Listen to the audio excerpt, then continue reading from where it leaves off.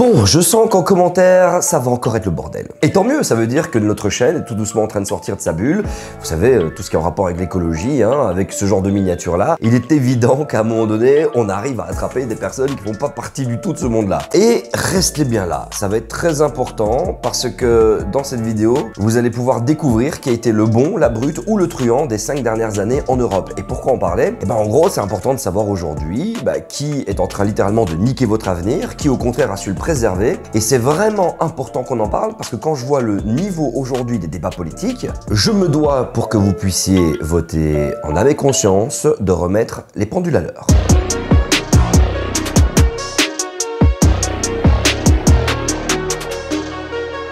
On a atteint les 70 000 abonnés et au nom de toute l'équipe, après 2 ans d'activité, vraiment merci beaucoup. On vise les 100 000 pour fin de l'année, donc vous savez ce qu'il vous reste à faire. Abonnez-vous, abonnez-vous, abonnez-vous, abonnez-vous et commentez. Sur les mythes, nous avons l'habitude de creuser les sujets en rapport avec les limites planétaires, ainsi que les limites aux ressources et les limites humaines, et faire le lien avec nos vies et votre avenir. Donc nous sommes forcément très friands d'études et de rapports. Ce qu'on fait, c'est qu'on essaye un petit peu de les creuser, de les analyser le plus possible, le mieux possible, pour mieux les comprendre et en capter l'essence. Et aujourd'hui, nous allons dans cette vidéo en aborder 2, celui de l'association Bloom de Clermont-Ferrand et un second rapport qui a été conçu par une coalition d'ONG qui s'appelle Vote for Nature, dans laquelle vous retrouvez aussi bien BirdLife Europe, Climate Action Network, Transport et Environnement ou encore European Environmental Bureau et le WWF. Et pour info, on se tape ces rapports en anglais. Juste pour vous. Donc s'il vous plaît, n'hésitez pas à nous envoyer de la force, commentaires, like, mais pourquoi pas saupoudrer votre magie sur Paypal, un Tipeee, voilà, un don. Ça nous aide vraiment car lire des pages entières en anglais sur des sujets aussi complexes que les histoires de vote au Parlement européen et tout ça, c'est comment dire, c'est comme être une femme et avoir le second rôle dans un film avec Gérard Depardieu.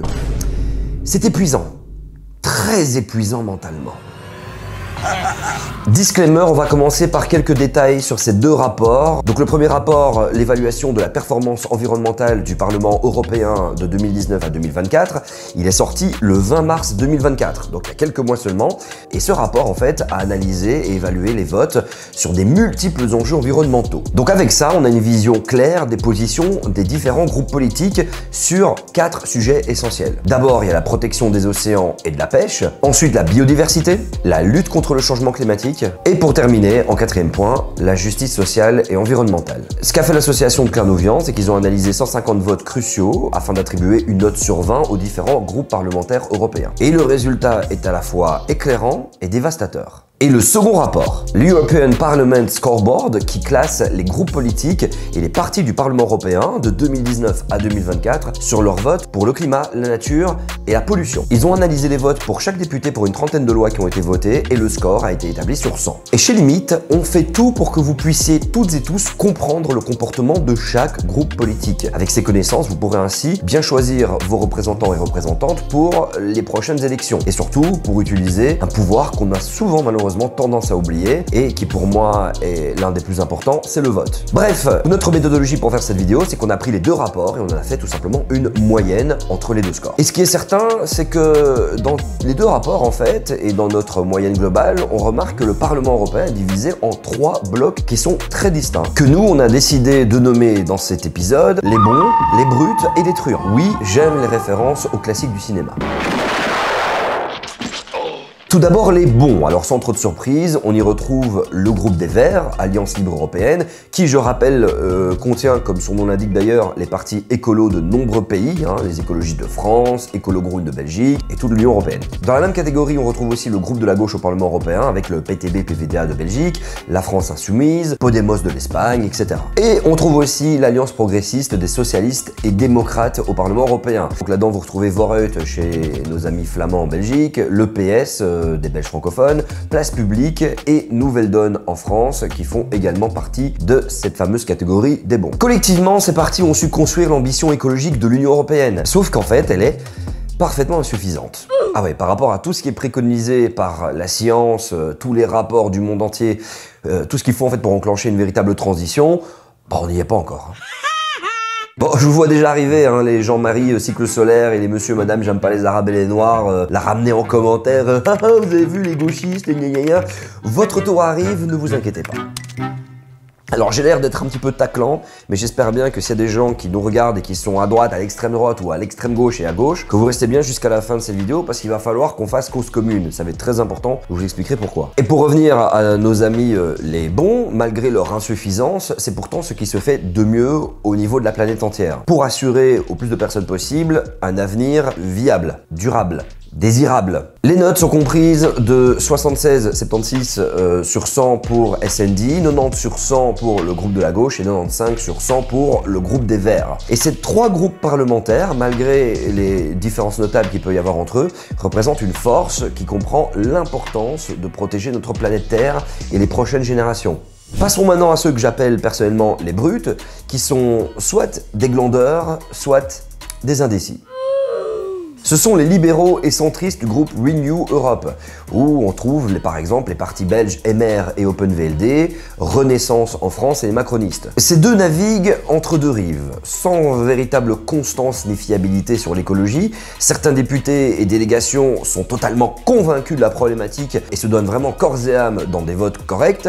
D'autres, littéralement, sabotent le travail de leurs comparses du même groupe. La note donnée au groupe Renew Europe est de 59 sur 100, mais il y a vraiment, comme je vous l'ai dit, de très grandes disparités aussi d'un pays à l'autre. Les députés Renew Europe français ont été notés 73 sur 100, ce qui est plutôt pas mal. Les Belges, c'est moins, 64 sur 100, alors que les Allemands et les Tchèques ont reçu respectivement juste 27,5 sur 100. Et heureusement, il y a des députés slovaques et polonais pour rattraper le coup et font monter la moyenne avec 85 sur 100. Franchement, entre nous, j'aimerais vraiment pas être dans les discussions autour de l'environnement chez Renew. Ça frôle littéralement la bipolarité, vraiment c'est conflit de conscience quoi, c'est Harvey Dent dans Batman.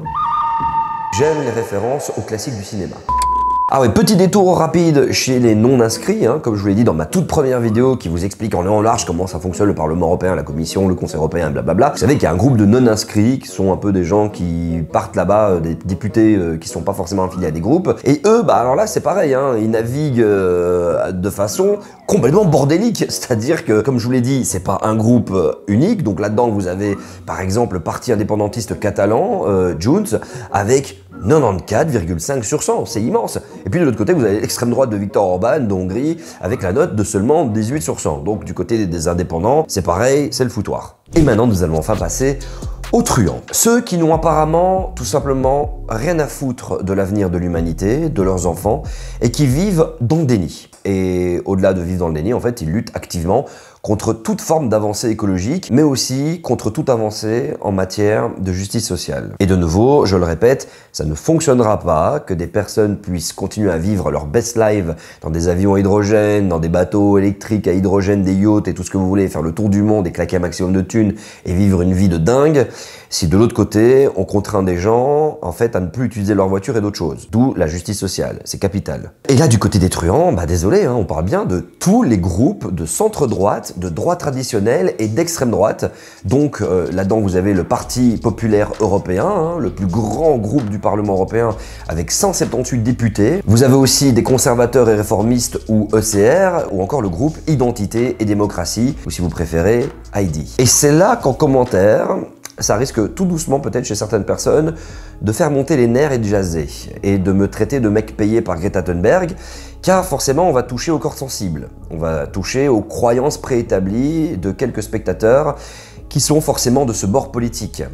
Et plus ça va piquer sur les faits, plus ça risque d'être agressif en commentaire, donc je vous demande s'il vous plaît de prendre du recul.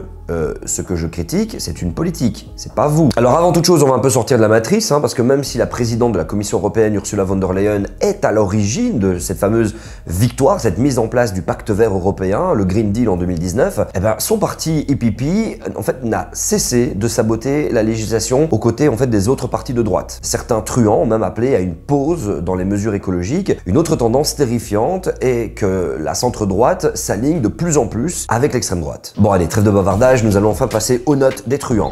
Le Parti populaire européen, donc EPP, PPE comme vous voulez, c'est le moins pire des casseurs, c'est le plus gros groupe comme je vous l'ai dit, et ils ont une note de 27,5 sur 100. En ce qui concerne en tout cas déjà les Français, en ce qui concerne les Belges, c'est mieux, 43 sur 100, et en ce qui concerne les Italiens, par exemple de Forza Italia, qui sont dans ce groupe, c'est juste 10 sur 100. Et donc ça nous donne une moyenne pour les EPP, pour le PPE donc, de 19 sur 100 à l'échelle européenne. Et ne vous inquiétez pas, on va creuser encore plus profond, on va aller du côté de là où Mufasa nous avait bien dit de ne jamais aller. Mais qu'est-ce que vous voulez, plus on grandit, plus on a tendance à oublier les leçons des classiques de Disney. Je me ris du danger.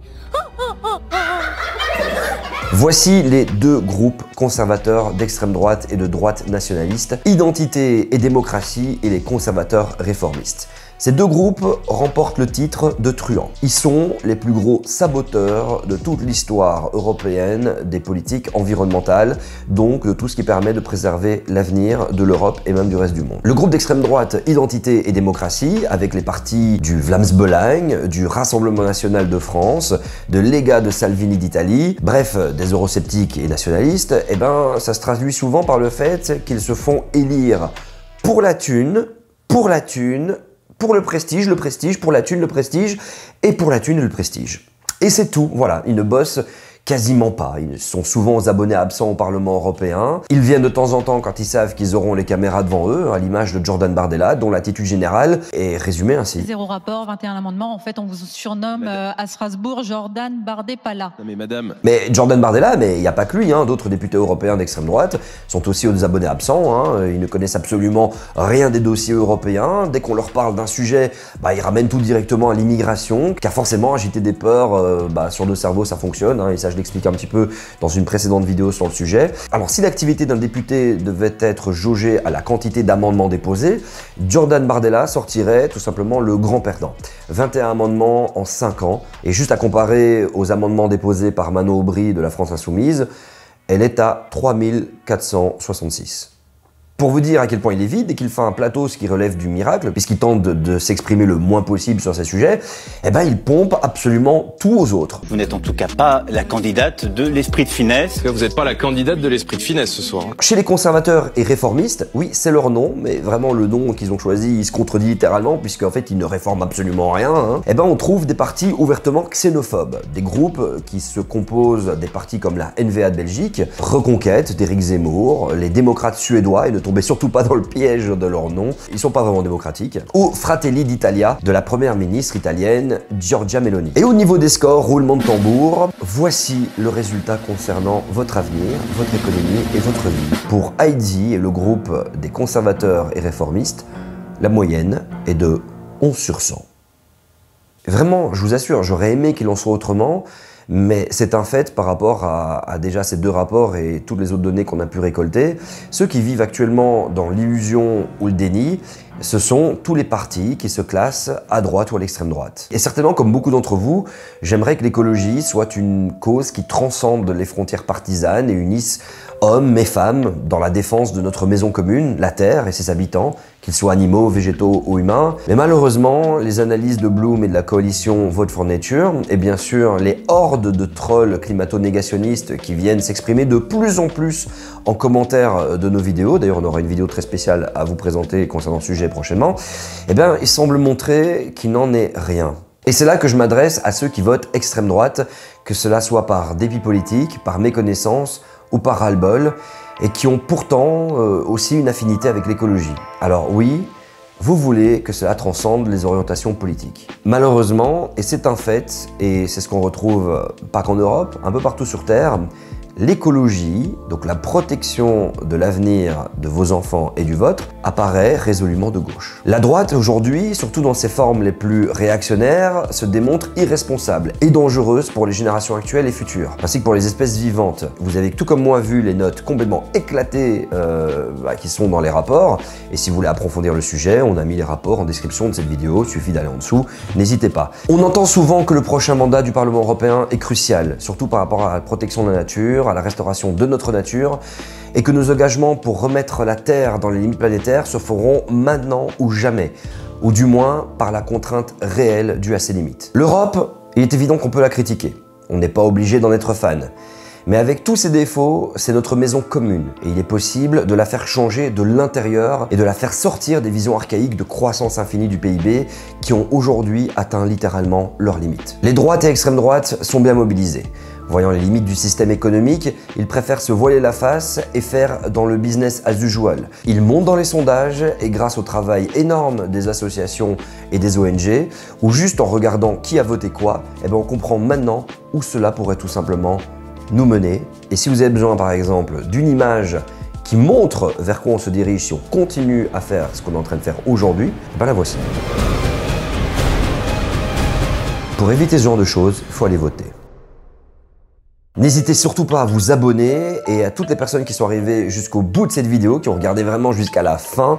Je fais souvent ce petit jeu. Je vais vous demander en commentaire de me décrire comment vous imaginez 2050 avec des bons choix politiques qui ont été faits à un moment donné. C'est important de pouvoir se projeter dans des choses cool aussi. Je compte sur vous et on en fera certainement une vidéo tôt ou tard. Portez-vous bien. Quoi que vous fassiez, restez bien sûr connectés à Limite. À très bientôt et surtout, n'oubliez pas, allez voter. C'était Vince, ciao tout le monde.